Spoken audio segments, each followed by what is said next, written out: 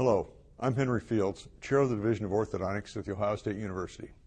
In this month's AJODO, we provide an article by Potts, Fields, Shanker, Vig, and Beck entitled Dental and Skeletal Outcomes for Class II Surgical Orthodontic Treatment, a comparison between novice and experienced clinicians. That should be of some interest to clinicians and as a reminder regarding what we do and what we do best as orthodontists in today's world. Let me tell you a story about how we became interested in this type of research and the backstory, if you will. A number of years ago, we had a visiting scholar at OSU named Dr. Jung from Korea. He was interested in treatment results and the mechanisms of change. Classically, we believe that growth modification has significant skeletal changes. In camouflage treatment, we accept the skeletal relationships if aesthetics and function are acceptable and adjust the teeth. In orthodontic surgery patients, we decompensate the teeth, get rid of the camouflage that's built in, and then move the jaws with well-positioned teeth to a near ideal position. Dr. Jang analyzed a number of records for growth modification and compared his findings to those of the prospective studies from UNC and UF. His finding paralleled theirs, where he found modest skeletal changes and then tooth movement or final camouflage to finish the cases. He examined camouflage cases and found just what you'd expect: dental compensation to make the teeth fit. He also examined some orthodontic surgery cases and found substantial dental changes along with the skeletal changes brought about by the surgery, but hardly any patients who had well-positioned teeth in the end on near ideally skeletal structures. This was quite surprising, but was somewhat similar to some other emerging data. Dr. Potts' first study, Potts, Shanker, Fields, Vig, and Beck, AJODO 2009, examined Class II surgical patients and used a method that evaluated the pre- and post-surgical skeletal and dental changes and their approximation to the ideal position of the teeth and jaws.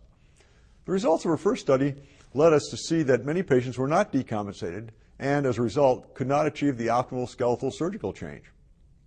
Post-surgically, the teeth were again camouflaged.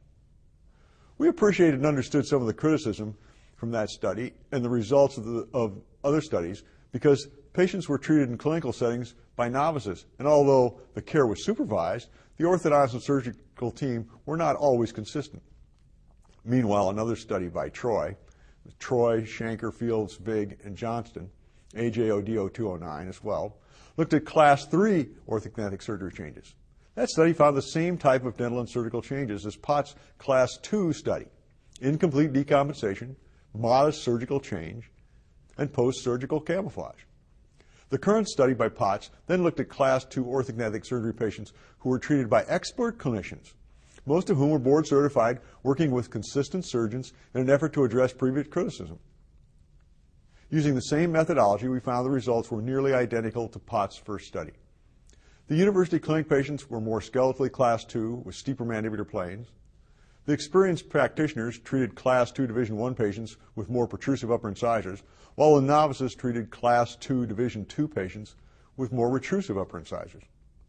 The experienced practitioners also treated Class II Division I patients with more proclined lower incisors. When those differences were adjusted for in the statistical analysis, the experienced clinicians successfully improved the bodily position of the upper incisors, while the novices over-retracted them. This appeared to be the only clinically significant difference between the studies. So what do we make of all this?